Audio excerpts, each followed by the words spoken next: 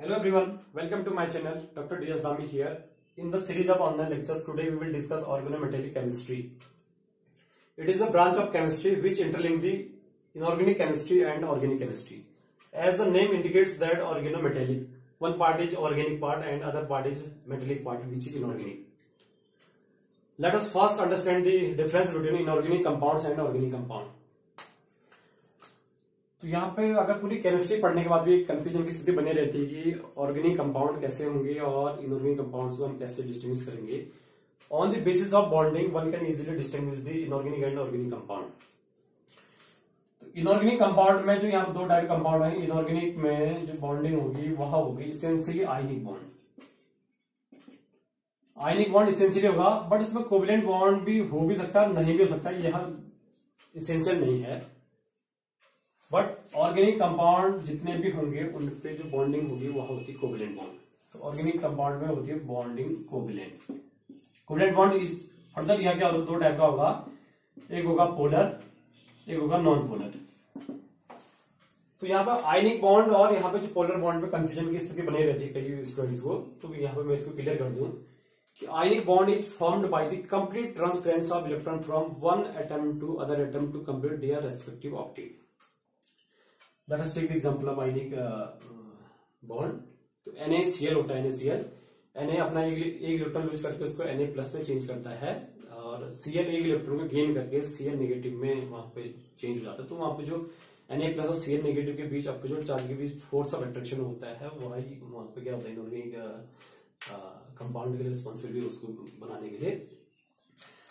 और वहां पे जो स्थिति यहाँ पे बनी पोलर, यहाँ पे कोवेलेंट बॉन्ड की बात करें, जैसे हम मेथनॉल की बात करें CH3OH में, तो O और H के बीच का स्लाइट चार्ज सेपरेशन होता है, वहां पे इलेक्ट्रॉन कंप्लीट ट्रांसफर नहीं होता है. तो यहाँ पे जैसे हम NaCl की बात करेंगे तो Na plus Cl negative net positive negative ion बन रहा है. और पोलर में हम बात करेंगे तो CH3OH में यहाँ पर ऑक्सीजन के ऊपर पार्शियल नेगेटिव चार्ज और इसके ऊपर पार्शियल पॉजिटिव चार्ज. और नॉन पोलर की बात करेंगे तो यहाँ पर जहां पर इलेक्ट्रोनेगेटिविटी का बहुत ज्यादा डिफरेंस नहीं होगा, जैसे हम बात करेंगे CH3 CH2 CH2 CH3. तो यहाँ पे क्या कार्बन और जो हाइड्रोजन के बीच बॉन्ड होगा वह क्या है, नॉन पोलर बॉन्ड है, क्योंकि कार्बन और हाइड्रोजन के बीच ज्यादा डिफरेंस नहीं है इलेक्ट्रोनेगेटिविटी का. तो यहाँ पर हम देखो कि फाइनली कह सकते हैं कि इनऑर्गेनिक कंपाउंड ऐसे कंपाउंड होंगे कि दो compound which contain ionic bond, और साथ में कोवेलेंट बॉन्ड हो भी सकता है, नहीं भी सकता, कंडीशन है.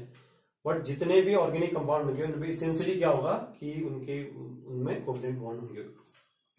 अब कार्बन के बेसिस में अगर हम उनको क्या करेंगे, डिस्टिंग्विश करेंगे, तो बहुत कंफ्यूजन की स्थिति है, क्योंकि कार्बनिक, कार्बन कंटेनिंग, अकार्बनिक जिनमें कार्बन एब्सेंट होगा, कैल्शियम कार्बोनेट, तो यहाँ पे होना चाहिए था organic compound calcium carbonate CaCO3, but it belongs to inorganic chemistry, क्योंकि यहाँ किस फॉर्म में रहता है Ca2++ CO3 2 नेगेटिव. तो यहाँ पर 2+ और 2 नेगेटिव बीच तो आयनिक में यहाँ पे बॉन्ड होगा, यहाँ पे ग्रेड, बट C और O के बीच होगा कोवेलेंट. तो यहाँ पर ओनली जो बॉन्डिंग का क्राइटेरिया सबसे ज्यादा यूनिवर्सल है कि जिससे हम वहां पे इनऑर्गेनिक और ऑर्गेनिक कंपाउंड को डिफरेंशिएट कर लेंगे. ठीक है, मेटल की बात करते यहाँ पर मेटल मेनली होता है alkali metals, alkaline earth metals, transition elements के होते हैं. तो यहाँ पर ऑर्गेनोमेटेलिक का नाम में एक पार्ट ऑर्गेनिक पार्ट होगा. ऑर्गेनिक पार्ट कहते ही कि वहां समझ लेंगे कार्बन विल बी देयर, और मेटल पे मैंने यहाँ पे बात करी दी है कि alkali metals, alkaline earth metals, transition elements, और कुछ मेटेलॉइड भी होंगे, वो भी बनाएंगे ऑर्गेनोमेटेलिक कंपाउंड्स में. तो ऐसे एलिमेंट जिनकी इलेक्ट्रोनेगेटिविटी वैल्यू 1.8 से कम होगी, 1.8 से कम वाले लेस, तो they are regarded as metals. 1.8 to 2.0 वाले इनको कहेंगे हम मेटेलॉइड, और 2.0 से ऊपर वालों को कहेंगे हम नॉन मेटल. तो यहाँ पर जब भी हम ऑर्गेनोमेटेलिक के वहां पर क्या कंपाउंड बनाएंगे, तो वहां पर क्या होगा कि जो भी कंबाइनिंग क्या होगा मेटल होगा, उसकी इलेक्ट्रोनेगेटिविटी कार्बन से कम होगी. Now coming to the definition of organometallic compounds, these are the compounds which contain one or more carbon metal bond. तो उनका जो रिप्रेजेंटेशन है वह है RM है. R पार्ट ऑर्गेनिक पार्ट है. R मोस्टली क्या होगा भाई, वहां पे कार्बन होगा, या हो सकता है in the form of alkyl aryl.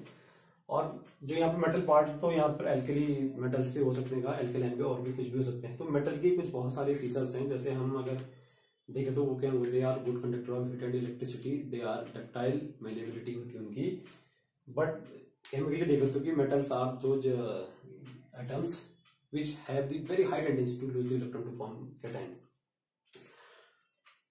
तो ऑर्गेनोमेटेलिक केमिस्ट्री का बहुत ज्यादा इंपोर्टेंस भी है. The importance of organometallic chemistry lies in the production of new reagent and catalyst. With the help of these reagent and catalyst we can synthesize several useful compounds. तो बहुत ज्यादा इनका use है ऑर्गेनिक सिंथेसिस में, जहां पर ये इनकी हेल्प से हम नए कंपाउंड बनाएंगे. जैसे आप you all are familiar to Grignard reagent RMGX, तो उसकी हेल्प से हम सारे क्लास के कंपाउंड की सिंथेसिस वहां पे हम कर सकते हैं. तो यहाँ पे देखो जो इनका रिप्रेजेंटेशन की बात कर रहे थे तो आर पार्ट यहाँ पे क्या होगा, कार्बन और मेटल के बीच बॉन्ड है.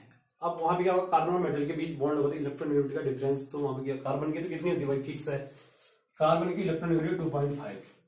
अब मेटल की क्या होगी, जितने भी मेटल होंगे तो वहां पे मेटल भी होगा तो उनकी क्या होगा 2.0 से कम ही होगा. तो यहाँ पे क्या होगा कि जो R और M के बीच के बॉन्ड में क्या होगा कि जो वहां पर इलेक्ट्रॉन का डिस्प्लेसमेंट होगा वह स्लाइडली कहाँ होगा, किसमें होगा, organic bond. That's why it will acquire slightly negative charge.